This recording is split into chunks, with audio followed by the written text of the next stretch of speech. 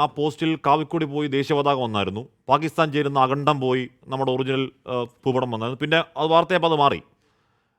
ആ ചോദ്യത്തിന് ഒരു കേന്ദ്രമന്ത്രിയായിരുന്ന ഒരാൾ പറഞ്ഞത് ഇത് ഭരണഘടനയാണ് പ്രശ്നമെങ്കിൽ ശിവൻകുട്ടി 20 മിനിറ്റ് വൈകി വന്നത് ഭരണഘടനാ പ്രശ്നമല്ലെന്നാണ് ചോദിക്കുന്നത് കേന്ദ്രമന്ത്രിയാണ്. അങ്ങനെ ഒരു കേന്ദ്രമന്ത്രി ചോദിക്കുമ്പോൾ ഇവിടെ തമിഴ്നാട്ടിലെ ഭാരതാംബ എടുത്തുകൊണ്ട് പോയപ്പോൾ കോടതി അവർ തിരിച്ചുകൊണ്ട് വെക്ക് എന്നതിനെ രാജ്ഭവനോട് ഡിക്റ്റേറ്റ് ചെയ്തതിനെ കുറ്റം പറയാൻ പറ്റുമോ ശ്രീ എം ശിവപ്രസാദ്? ഇതിനകത്ത് ഈ വിവാദങ്ങളാകെയും ഭരണഘടനയ്ക്ക് നേരെയുള്ള അക്രമമാണെങ്കിലും ഇതിൻ്റെ ഗുണപരമായ ഒരു വശം എന്താണ് BJP എന്നും എന്താണ് RSSൻ്റെ ഇന്ത്യൻ ദേശീയതയെ സംബന്ധിച്ചുള്ള ആശയമെന്നും തുറന്നു കാട്ടപ്പെടുന്ന വിവാദമായി കേരളത്തിലെ വിവാദം മാറുകയാണ്. ഒരു കാര്യത്തിൽ എനിക്ക് ഏതായാലും സന്തോഷമുണ്ട്. എൻ്റെ പ്രിയപ്പെട്ട BJPയുടെ പ്രതിനിധി പറഞ്ഞത് ഗവർണർ ഭരണഘടന പഠിക്കണം എന്ന് ഞങ്ങൾ പറഞ്ഞത് ഹൈക്കോടതിയിലേക്ക് പോകണം എന്നാണ്. ഇപ്പോൾ ഏതായാലും അഖണ്ഡ ഭാരതത്തിൽ പാകിസ്ഥാൻ കൂടി ഉള്ളത് കൊണ്ടാവാം ഒരു പക്ഷേ പാകിസ്ഥാനിലേക്ക് പോകണം എന്നിപ്പോൾ BJPയുടെ പ്രതിനിധി പറയുന്നില്ല. അത്രയും സന്തോഷമുണ്ട്. എന്താ ഇവർ ഈ രാജ്യത്തിനകത്ത് പറഞ്ഞുകൊണ്ടിരിക്കുന്നത്? പുൽവാമയെപ്പറ്റി നിരന്തരം പറയുന്നവർ, ഭീകരാക്രമണങ്ങളെപ്പറ്റി നിരന്തരം പറയുന്നവർ, മത തീവ്രവാദത്തെപ്പറ്റി നിരന്തരം പറയുന്നവർ, ആ മത തീവ്രവാദത്തിൻ്റെ എക്കാലത്തെയും സ്പോൺസറായ പാകിസ്ഥാനെ കൂടി ചേർത്ത് വെക്കുന്ന അഖണ്ഡ ഭാരത സങ്കല്പത്തെപ്പറ്റി വാദോരാതെ സംസാരിക്കുകയാണ്. എത്ര മനോഹരമായ സങ്കല്പത്തെപ്പറ്റിയാണ് BJPയുടെ പ്രതിനിധി പറയുന്നത്. ഏതായാലും ഈ വിവാദം BJPയുടെ യഥാർത്ഥ RSSൻ്റെ അജണ്ട രാജ്യത്തിന് മുന്നിൽ തുറന്നു കാണിക്കുന്ന വിവാദമായി മാറിയിട്ടുണ്ട്. ഞങ്ങളുടെ അഭിപ്രായം ഈ ചർച്ചയുടെ മുഴുവൻ സമയവും അങ്ങ് ദയവ് ചെയ്ത് BJP പ്രതിനിധിയെ സംസാരിക്കാൻ അനുവദിക്കണം എന്നാണ്. കാരണം അദ്ദേഹത്തിൻ്റെ ചർച്ച കേൾക്കുന്ന കേരളത്തിലെയും രാജ്യത്തെയും മുഴുവൻ മനുഷ്യർക്കും, മലയാള ഭാഷ മനസ്സിലാവുന്ന മുഴുവൻ മനുഷ്യർക്കും എന്താണ് BJP എന്ന് വളരെ വ്യക്തമായി മനസ്സിലായിക്കൊണ്ടിരിക്കുകയാണ്. ഞങ്ങളൊന്നും പറയാതെ തന്നെ, ഞങ്ങൾ അദ്ദേഹത്തിൻ്റെ ചർച്ചയെ തുറന്നു കാട്ടാതെ തന്നെ BJPയുടെ ആശയം തുറന്നു കാട്ടാതെ എന്താണ് BJP എന്ന് വളരെ വ്യക്തമായി അദ്ദേഹം തന്നെ തുറന്നു കാട്ടുന്നത് ഞങ്ങൾക്ക് സന്തോഷമുണ്ട്. പിന്നെ അദ്ദേഹം പറഞ്ഞ പ്രധാനപ്പെട്ട ഒരു കാരണം ഭരണഘടനാ സഭയെ സംബന്ധിച്ചാണ്. ഭരണഘടനാ സഭയ്ക്കകത്ത് കമ്മ്യൂണിസ്റ്റുകാരുണ്ടായത്. അദ്ദേഹം ചരിത്രം നന്നായി പഠിക്കുന്ന ആളാണ് എന്ന് ചരിത്രം കേൾക്കുമ്പോൾ, അദ്ദേഹത്തിന് ചരിത്ര അനാവർത്തനം കേൾക്കുമ്പോൾ നമുക്ക് മനസ്സിലാവുന്നുണ്ട്. പക്ഷേ അദ്ദേഹം മനസ്സിലാക്കേണ്ട ഒരു കാര്യമുണ്ട്. 1934 MN റോയ് എന്ന് പറയുന്ന കമ്മ്യൂണിസ്റ്റുകാരനാണ് ഇന്ത്യയിൽ ഒരു ഭരണഘടനാ സമിതി വേണം എന്ന നിർദ്ദേശം ആദ്യം മുന്നോട്ട് വെക്കുന്നത്. പിന്നെ കമ്മ്യൂണിസ്റ്റുകാരെ ദേശീയത പഠിപ്പിക്കാൻ ഏതായാലും BJP പ്രതിനിധി വളർന്നിട്ടുമില്ല. BJP പ്രതിനിധിയിൽ നിന്ന് ദേശീയത, ഇന്ത്യൻ രാജ്യത്തിൻ്റെ സ്വാതന്ത്ര്യ സമരത്തിൻ്റെ ചരിത്രം പഠിക്കേണ്ട ഗതികേട് കേരളത്തിലെയോ രാജ്യത്തെയോ കമ്മ്യൂണിസ്റ്റുകാർക്ക് ഉണ്ടായിട്ടുമില്ല. ഇന്ത്യക്ക് സ്വാതന്ത്ര്യം കിട്ടുമ്പോൾ ജയിലിൽ ആ സ്വാതന്ത്ര്യം ആഘോഷിച്ച് AKG ഉൾപ്പെടെയുള്ള കമ്മ്യൂണിസ്റ്റ് നേതാക്കന്മാരുടെ പിന്മുറക്കാരാണ് ഞങ്ങൾ അഭിമാനത്തോടെയാണ് പറയുന്നത്. ഇന്ത്യയുടെ കമ്മ്യൂണിസ്റ്റ് പാർട്ടിയുടെ ആദ്യത്തെ പോളിറ്റ് ബ്യൂറോയിൽ ഉണ്ടായിരുന്ന 9 പേർ ഈ രാജ്യത്തെ സ്വാതന്ത്ര്യ സമരത്തിന് വേണ്ടി അനുഭവിക്കേണ്ടി വന്ന ജയിൽ ശിക്ഷയുടെ വർഷം ഏതാണ്ട് 60 വർഷമാണ്. ഞങ്ങളെ നോക്കിയിട്ടാണ് ദേശീയതയെപ്പറ്റിയും സ്വാതന്ത്ര്യ സമരത്തെപ്പറ്റിയുമൊക്കെ പ്രിയപ്പെട്ട BJPയുടെ പ്രതിനിധി പറയുന്നത്. പിന്നെ ഏറ്റവും തമാശയായി അദ്ദേഹം ഒരു കാര്യം പറയുന്നത് K. സുരേന്ദ്രൻ്റെ പ്രസ്താവനയാണ്. K. സുരേന്ദ്രൻ്റെ പ്രസ്താവനയ്ക്കൊന്നും ഞങ്ങളെല്ലാവരും ഒണ്ടേ മറുപടി പറയലില്ല. പിന്നെ അദ്ദേഹം ഈ ചർച്ചയെ പറഞ്ഞുകൊണ്ട് വേണമെങ്കിൽ പറയാം. ഇതേ K. സുരേന്ദ്രൻ 2021 നടത്തിയൊരു പ്രസ്താവന BJPയുടെ പ്രതിനിധി ഒന്ന് പൊളിതെട്ടിയെടുക്കുന്ന ഒന്നാവും. 30 പ്രതിനിധികളെ ജയിപ്പിച്ച് കേരളം ആര് ഭരിക്കണം എന്ന് ഞങ്ങൾ തീരുമാനിക്കുമെന്ന് പറഞ്ഞ് 21 തെരഞ്ഞെടുപ്പിലേക്ക് പോയിട്ട് 30ൻ്റെ 3 കിട്ടിയില്ല, മുട്ട കിട്ടിയിട്ട് കേരളത്തിനകത്ത് ജനങ്ങളാൽ തമസ്കരിക്കപ്പെട്ട ഒരു പാർട്ടിയായി BJP മാറിയിട്ടുണ്ട്.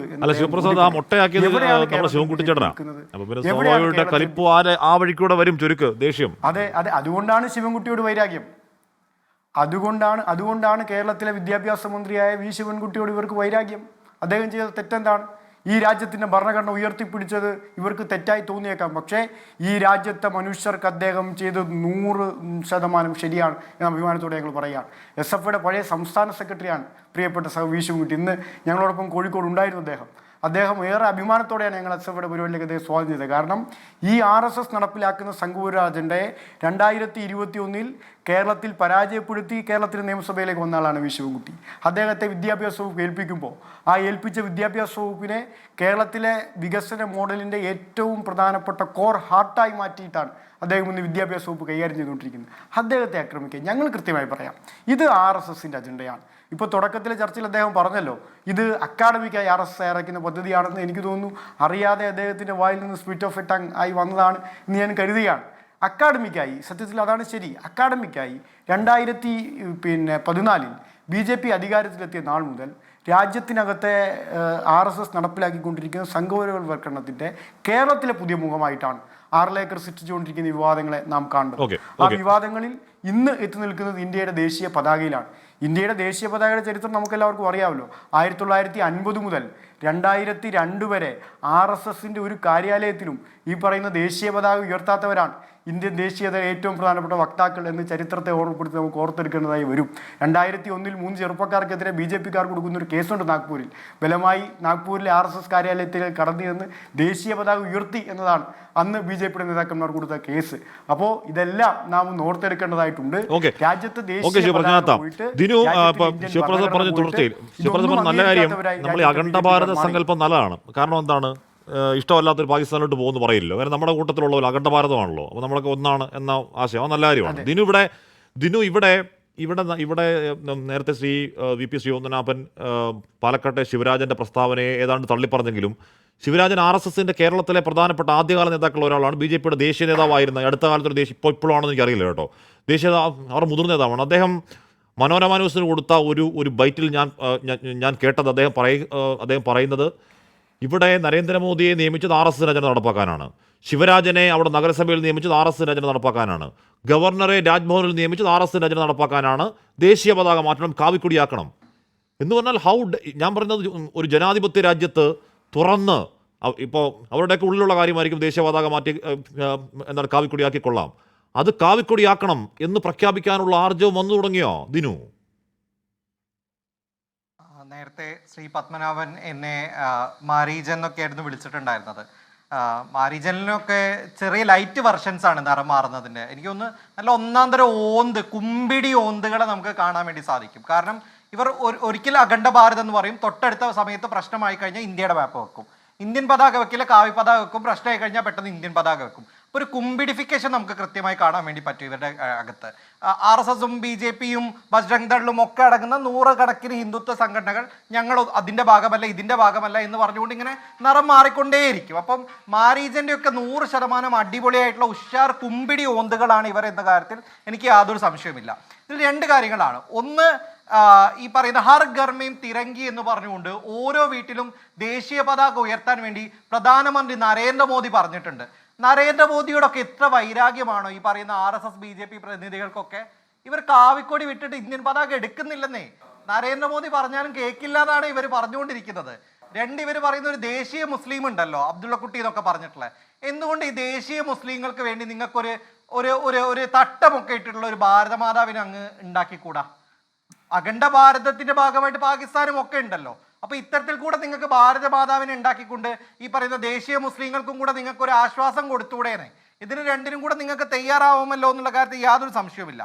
നേരത്തെ സൂചിപ്പിച്ച പോലെ തന്നെ ഭൂരിപക്ഷമാണ് ജനാധിപത്യം എന്നൊക്കെ ഇത്ര പ്രായമായിട്ട് പോലും ശ്രീ പത്മനാഭനെ പോലുള്ള ഒരാൾ കണക്കാക്കുന്നു എന്നുള്ളതിൽ പകരം എന്ത് ലജ്ജിക്കാനാണ് ഈ രാജ്യത്ത് ഇരുന്നു കൊണ്ടുള്ളത്? ഓരോ ന്യൂനപക്ഷത്തിലെ അവസാനത്തെ മനുഷ്യനും നീതി ഉറപ്പാക്കാൻ വേണ്ടിയിട്ടുള്ള ഒരു ഭരണഘടനയുള്ള രാജ്യത്ത് നിന്നുകൊണ്ടാണ് ഞങ്ങൾ ഭൂരിപക്ഷത്തിന്റെ നീതി എന്ന് അലറിക്കൊണ്ടിരിക്കുന്നത്.